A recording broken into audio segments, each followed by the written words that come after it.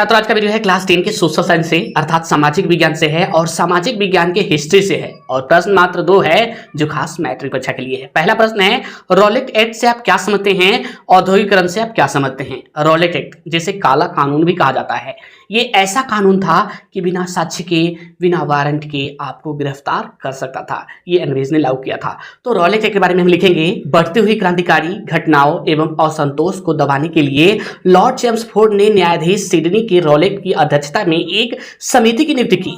समिति की अनुशंसा पर 25 मार्च 1919 ईस्वी को रॉलेट एक्ट पारित हुआ। इसके अंतर्गत एक विशेष न्यायालय के गठन का प्रावधान था, जिसके निर्णय के विरुद्ध कोई अपील नहीं की जा सकती थी। किसी भी व्यक्ति को अमान्य साक्ष्य और बिना वारंट के भी गिरफ्तार किया जा सकता था। यही था रॉलेट एक्ट। तो क्या लिखेंगे यहाँ पे हम, बढ़ती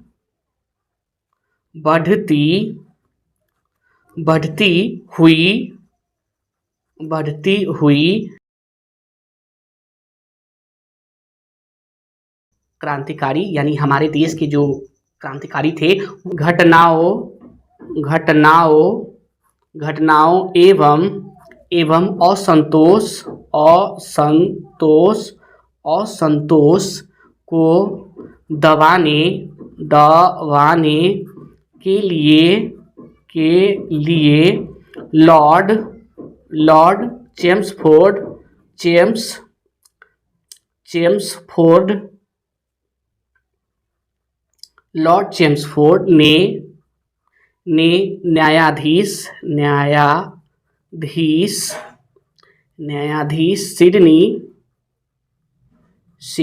ने न्यायाधीश सिडनी रॉलेट की अध्यक्षता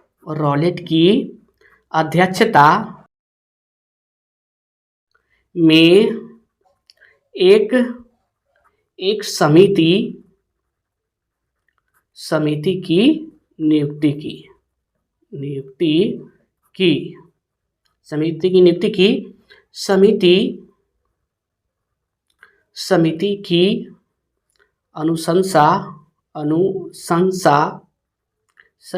अनुशंसा पर 25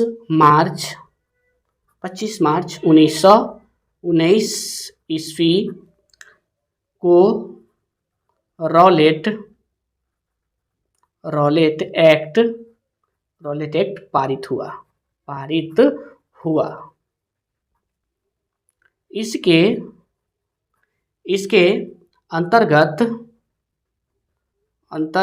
इसके अंतर्गत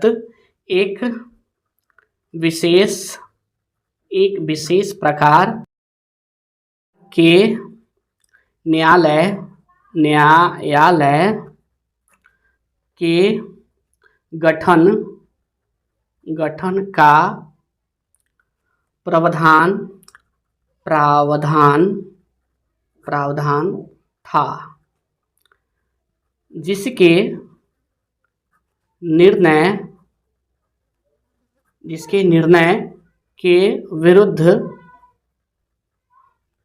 था, जिसके निर्णय के विरुद्ध कोई अपील नहीं की जा सकती थी। आगे लिखेंगे,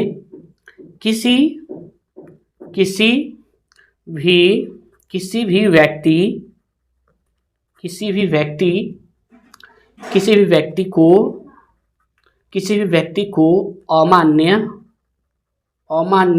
साक्ष्य और बिना वारंट के भी गिरफ्तार किया जा सकता था। यही था रॉलेट एक्ट। रॉलेट एक्ट से आप क्या समझते हैं, तो आप आंसर लिखिएगा, बढ़ती हुई क्रांतिकारी घटनाओं एवं असंतोष को दबाने के लिए लॉर्ड चेम्सफोर्ड ने न्यायाधीश सिडनी रॉलेट की अध्यक्षता में एक समिति नियुक्त की। यानी जो हमारे देश के क्रांतिकारी थे, आज़ादी चाहते थे, उसकी संख्या में बढ़ोतरी हो रही थी, ठीक है, और लोगों में असंतोष भी था। उसको दबाने के लिए समिति ने एक नियुक्ति की। समिति की अनुशंसा पर 25 मार्च 1919 ईस्वी को रॉलेट एक्ट पारित हुआ। यानी उस समिति में जो लोग थे उसकी अनुशंसा यानी उसकी मंशा पर 25 मार्च 1919 ईस्वी को रॉलेट एक्ट पारित हुआ। अब देखिए रॉलेट एक्ट, और उसका अध्यक्ष कौन था? Sydney Rowlatt. ठीक है, तो उसी के नाम पे इसको रखा गया रॉलेट एक्ट। ठीक है, इसके अंतर्गत एक विशेष प्रकार के न्यायालय के गठन का प्रावधान था। यानी इसके अंतर्गत जो था एक विशेष प्रकार के न्यायालय के गठन का प्रावधान था। इसके निर्णय के विरुद्ध कोई अपील नहीं की जा सकती थी। यानी ये जो निर्णय ले, न्यायाधीश जो भी निर्णय ले उसके विरुद्ध आप कोई अपील नहीं कर सकते। ठीक है, किसी भी व्यक्ति को अमान्य साक्ष्य और बिना वारंट के भी गिरफ्तार किया जा सकता था। यानी कि कोई भी व्यक्ति हो, या तो क्रांतिकारी हो या आम व्यक्ति हो, बिना किसी साक्ष्य और बिना वारंट के उसे गिरफ्तार किया जा सकता था। यही था रॉलेट एक्ट, इसलिए इसे काला कानून भी कहा गया। ठीक है, क्योंकि ये जो है बिना साक्ष्य और बिना वारंट के भी गिरफ्तार कर सकता था, इसलिए इसे काला कानून भी कहा गया और लोगों ने इसे जमकर विरोध किया। यही था रॉलेट एक्ट। अगला क्वेश्चन है औद्योगिकीकरण से आप क्या समझते हैं? तो इसका आप आंसर लिखिएगा 18वीं शताब्दी के उत्तरार्ध में उत्पादन में नई तकनीकी और मशीनों का व्यवहार आरंभ हुआ।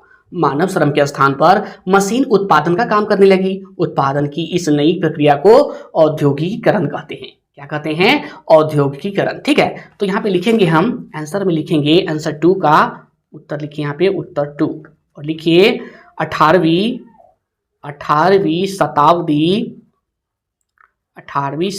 के उत्तरार्ध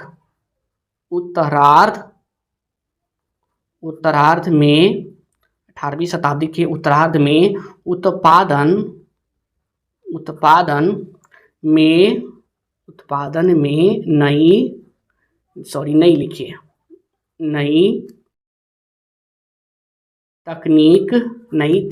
मशीनों का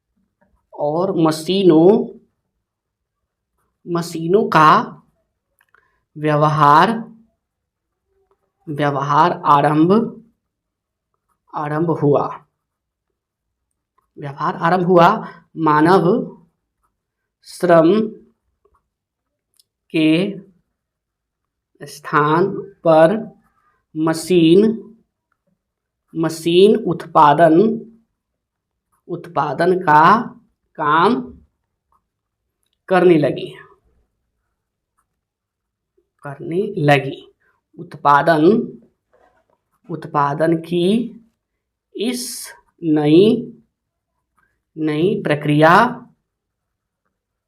प्रक्रिया को औद्योगिकीकरण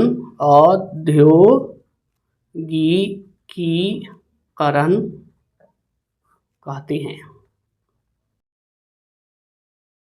आप समझ गए हैं औद्योगिकीकरण से आप क्या समझते हैं? तो आप आंसर लिखिएगा 18वीं शताब्दी के उत्तरार्ध में उत्पादन में नई तकनीक और मशीनों का व्यवहार आरंभ हुआ। यानी 18वीं शताब्दी के उत्तरार्ध में उत्पादन में नई तकनीक और मशीनों का व्यवहार आरंभ हुआ। यानी मशीन का जो है ज्यादा व्यवहार आरंभ हुआ। मानव श्रम के स्थान पर मशीन उत्पादन का काम करने लगी। जो पहले जो मनुष्य श्रम करते थे उसके स्थान पर अब नई मशीन जो है उसका काम करने लगी। ठीक है, उत्पादन की इस नई प्रक्रिया को औद्योगिकीकरण कहते हैं। यानी उत्पादन की जो ये नई प्रक्रिया हुआ, मानव श्रम के स्थान पर मशीन काम करने लगी, यही कहलाई औद्योगिकीकरण।